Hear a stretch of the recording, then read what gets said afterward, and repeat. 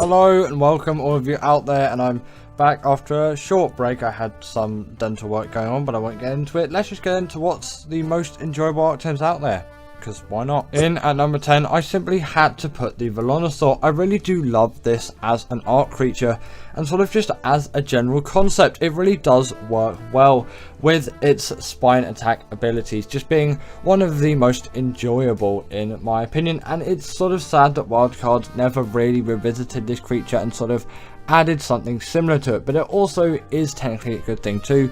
It stands by its own, and with the R Velonosaurs on Genesis Part 2, you've got some even better ones out there if you wish to have the upgraded version, but both still offer a lot of versatility in the combat scene. Of course you wouldn't use them that close to a theory, but you know, it's just for proof of concept in the B-roll.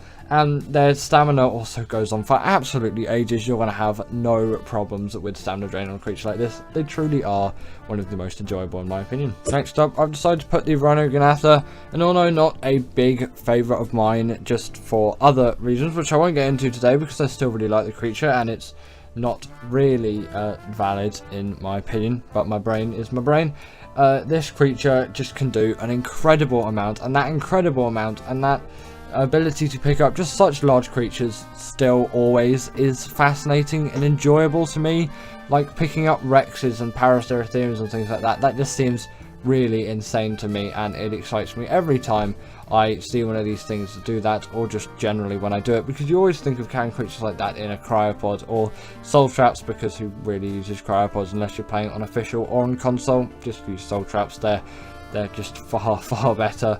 They are a little bit rare sometimes, I find, to actually tame, and the tame method is pretty enjoyable too, as long as you get it right. It's exactly the same as the Reaper tame method, except to just impregnate a dino instead of your own self, and you're also going to need a bunch of resources which will appear on screen at some point rather than the XP. So the tame method, in my opinion, isn't quite as enjoyable as the Reaper, but that creature's later on the list, and I think we'll talk about this thing a little bit later, but still a very enjoyable creature to ride around on, deal damage with, and pick up insanely large creatures with. Next up, I've decided to put the gas bags on the list, as the idea of the gas bags still just really excites me as an Ark player, and it's sort of comedically funny in the way it moves. It's just basically passing gas as it moves through the sky, because it doesn't actually fly in the sense of using its wings. It simply uses its air, which it fills up through its mouth. So you know, it's a funny concept from Wildcard, and I really enjoy it. And once you get round controlling one, it can be a very fun experience to have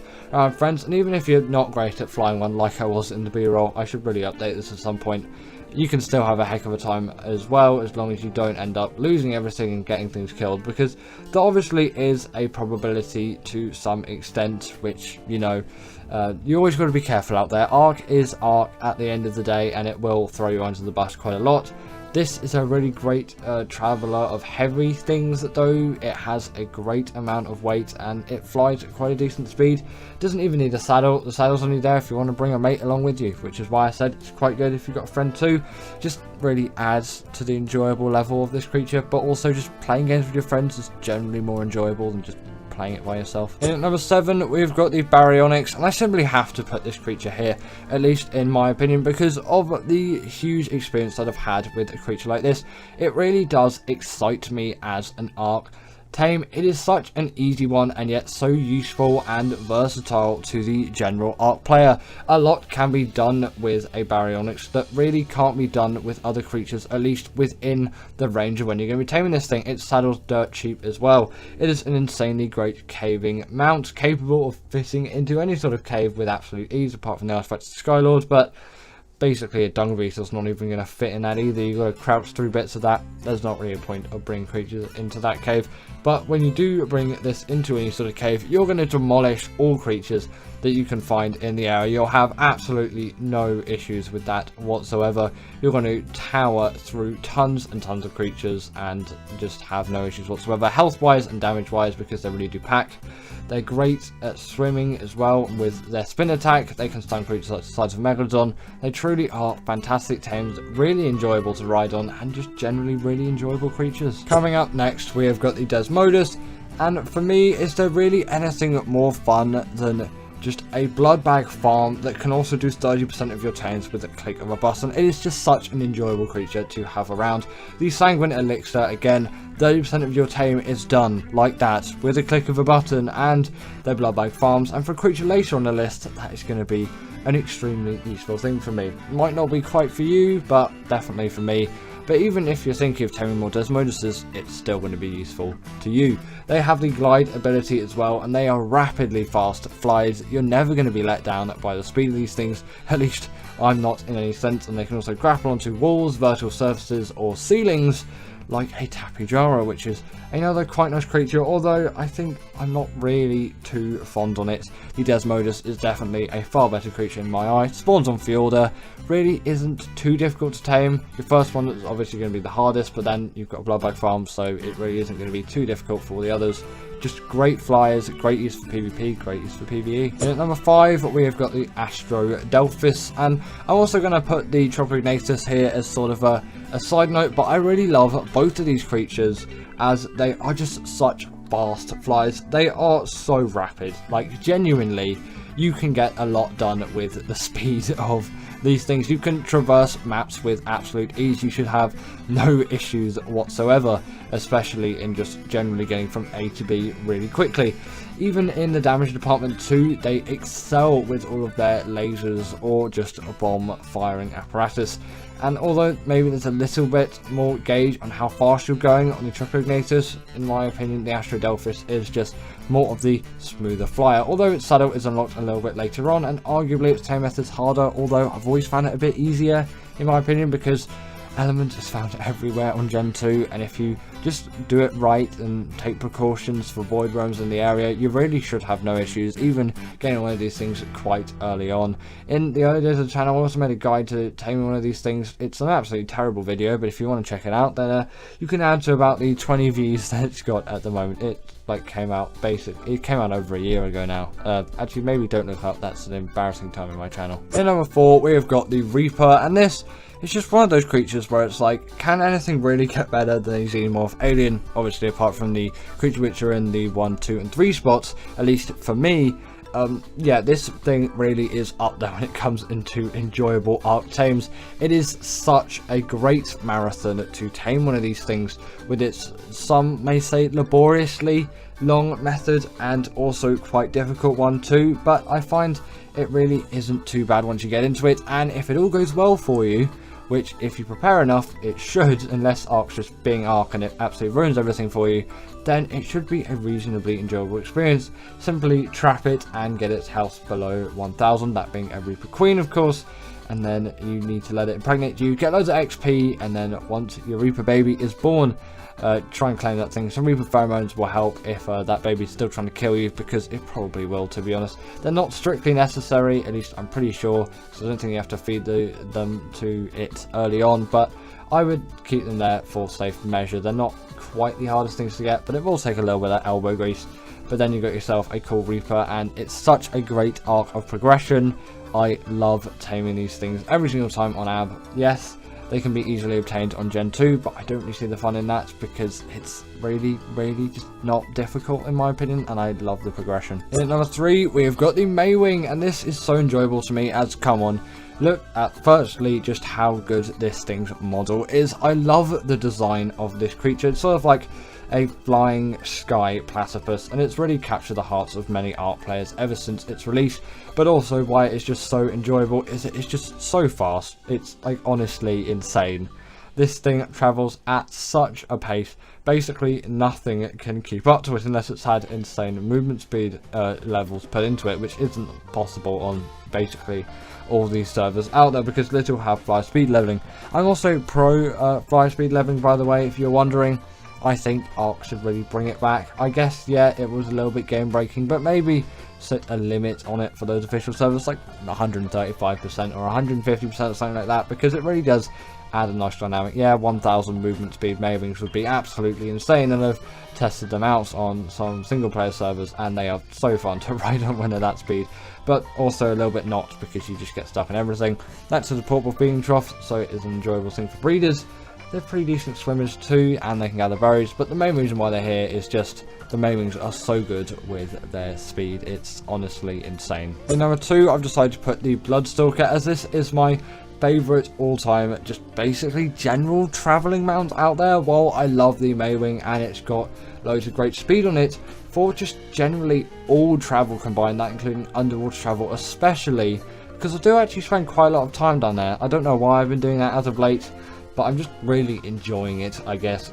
Just for general travel on the surface as well, they work so effectively, and they are my favourite travel mount at the moment.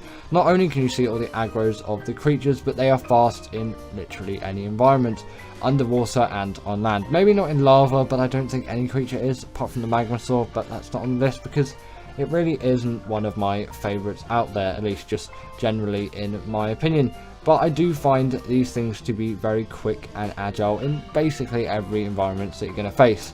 Again, the underwater environment travel of this creature is just insane, and that is one of the main reasons why I'm putting it here. As yes, a Basilow is immune to all the electric eels and jellyfish, but you can easily skip away from them with a creature like this, and you can see if that aggroes onto you well before they even reach you, which is why these things are just amazing. There's just so much peace of mind put into this creature, and they've really seemingly been so well designed for all of these environments, and I just love them dearly, especially with the Desmodas being bloodback farms.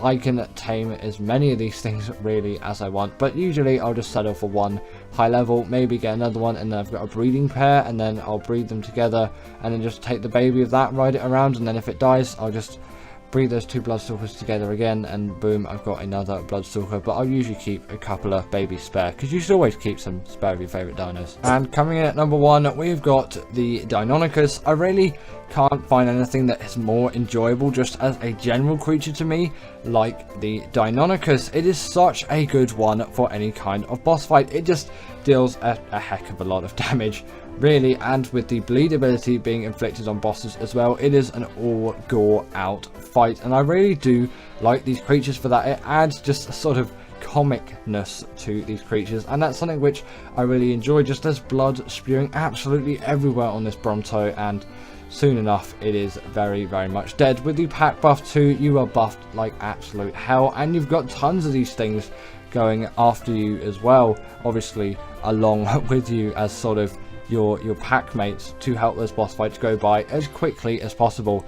Even for longer ones like the Master Controller, I find they still work well. Yes, a couple of health mutations are probably required, but it's not the hardest thing in the world to get those done, at least from my experience. Yes, on official everything it's still going to be a pain, but I'm working with 2.5x rates here with 5x on breeding, because I don't like to wait quite that long.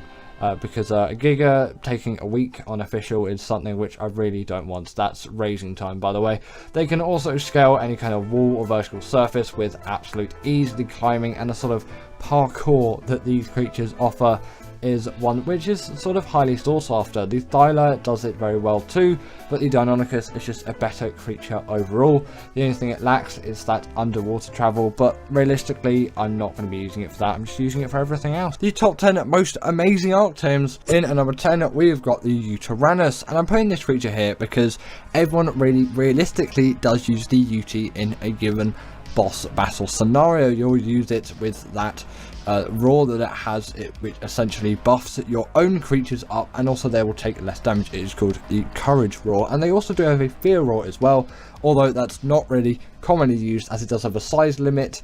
But still, if someone's trying to raid your base on a Pteranodon, you can actually use that Fear Roar, and that player will lose complete control of the flyer that they're riding. Or it could be a glider in the case if maybe they're on one of those smaller other gliders. Just some nice PvP tips for you people out there if you know you're in need of that, because sometimes you might be in a scenario where you have a UT and you need to get a Pteranodon away from your base with an enemy player on it. Just simply use that Fear Roar.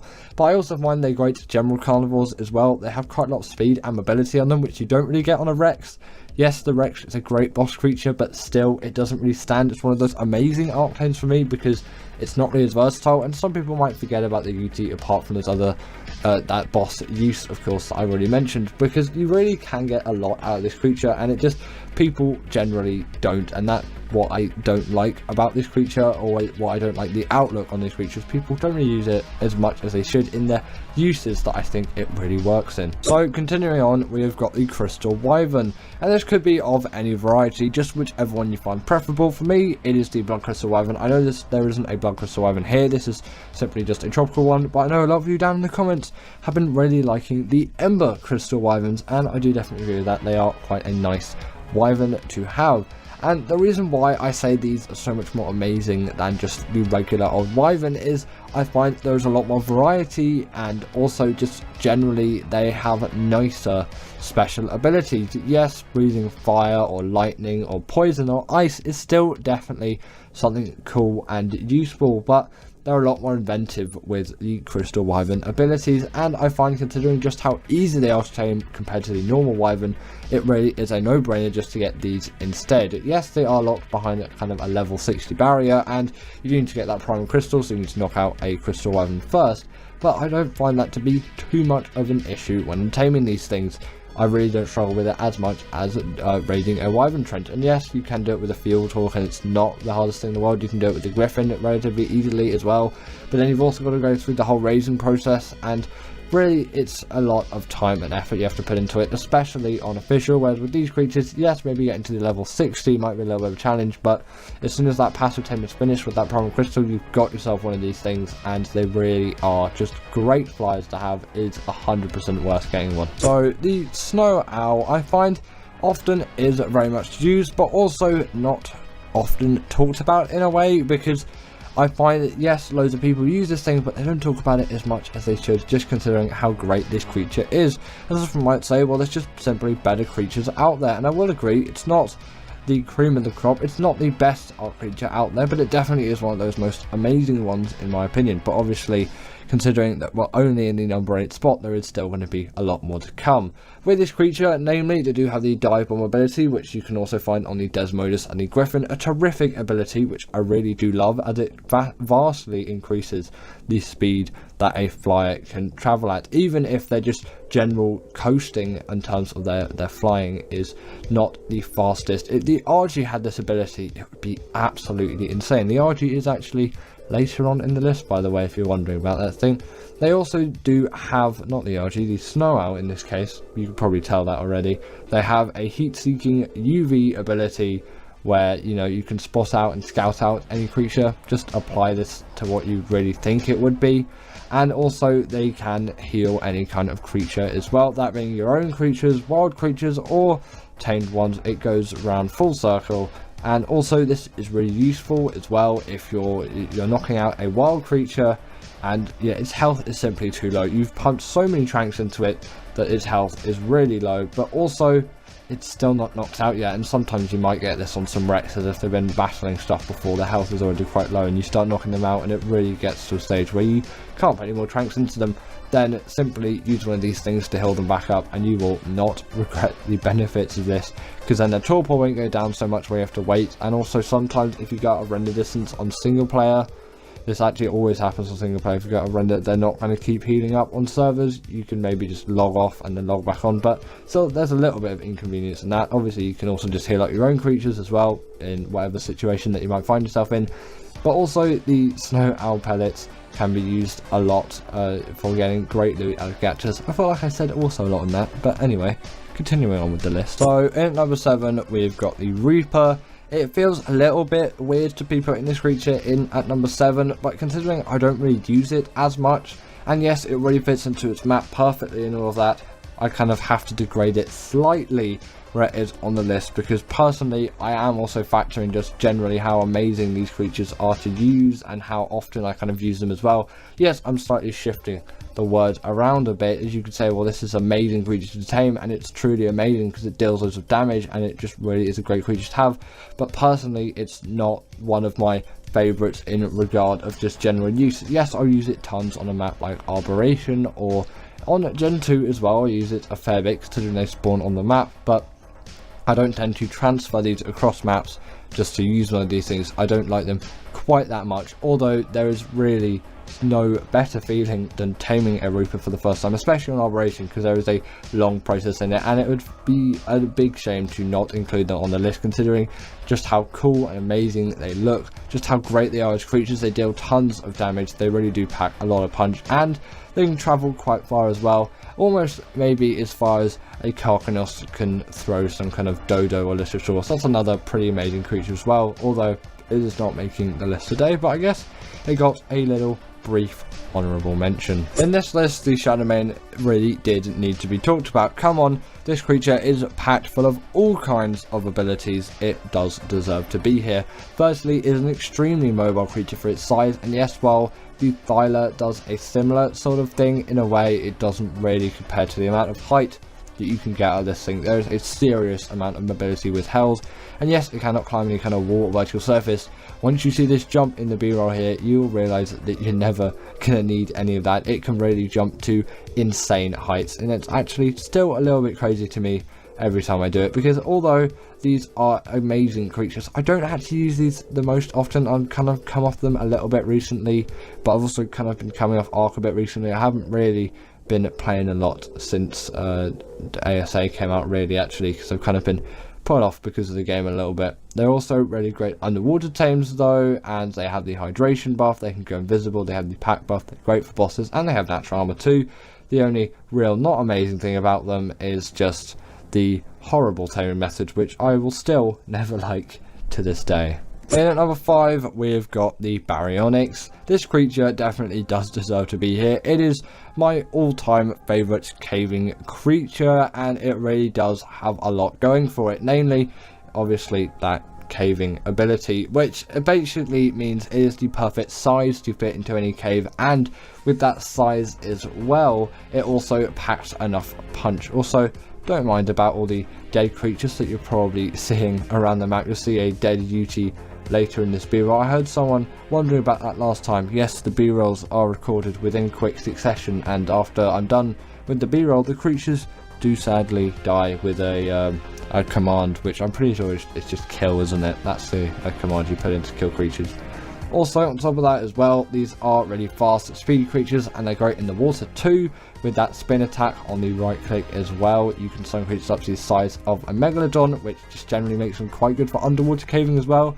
They're already great just for regular caving, but now for underwater caving too. Well, they have been for a while, ever since they released, because they are just generally really great underwater tames. Some people don't really like them as much, as they say they only really eat fish, and fish is a bit of an annoying thing to get. Coelacanths are absolutely everywhere if you know where to look for them. That really is not an issue, which you should be running into. So the Desmodus is one of those creatures where it has to be on an amazing creatures list. Not only can it make Sanguine Elixir, which is an absolute feat for doing any kind of tames, essentially doing 30% of it for you with a click of a button, they are also blood bag farms, and also you can just with that tame even more Desmoduses and also Bloodstalkers. And I'm going to give the Bloodstalker an honourable mention here as well, as it really is truly an amazing creature for me. I just couldn't find a place to fit it on the list today, so I didn't, but personally I would say it deserves to be in the realms of the number 5 to number 3 spot, and it really does, in my opinion, deserve to be here. It's just there's some other creatures which I think deserve it slightly more, and I put them there instead, but I decided I'd talk about it a little bit because it's really just a great underwater mount and I love it so much. It's generally a great travel mount. It's really cool model design, generally amazing creatures to use. Once you've got over the learning curve of controlling one, they are fabulous.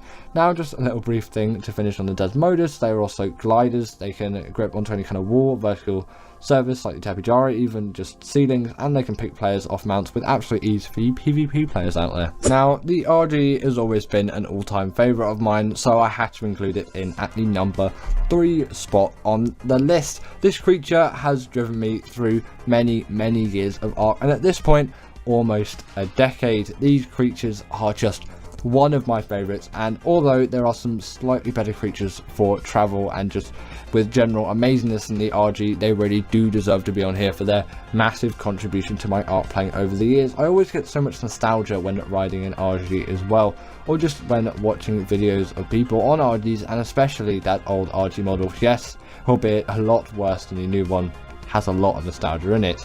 Either way, the RG is like the best metal carrier out there, having weight reduction on things like metal, crystal, and obsidian. I'm pretty sure it's 50%, although my numbers can be a little bit out to date sometimes because I'm not really playing a lot of Ark at the moment. Like I have said, ever since ASA came out, I've just been a little bit off put by Ark in general. But they can also pick up tons of creatures as well, which really does play to their benefit. You pair them with an Anki and a Dodic, you can get loads of metal, stone, crystal, obsidian, all of those resources which you really do need. They also have a smithy as a saddle, so if you've ever done some caving, which I like to do a lot, then you can just repair your armor if those pesky ass players have got it, or if any of your pikes or gear or swords or things like that have been broken, can easily repair them as long as you've got some metal ingots inside of the RG, because I don't like to go back to my base just to repair some armor because I usually decay in quick succession.